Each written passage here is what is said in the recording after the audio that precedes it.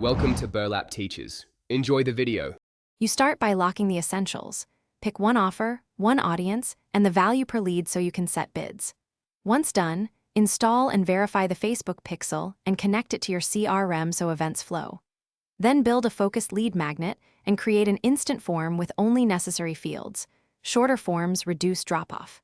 Make sure budgets and campaign objective are set to lead generation, and launch a small test to collect your first 50 leads quickly. Now you construct and iterate on the middle.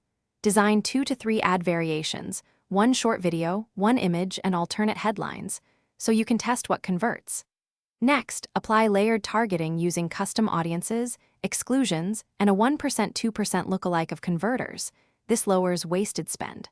Launch simultaneous A/B tests for creative, copy, and placement, then let campaigns run long enough to reach statistical signals. As data arrives, pause losers, reallocate budget, and tighten bids to improve cost per lead. Finish by launching at scale and creating the follow-up system that turns leads into conversations.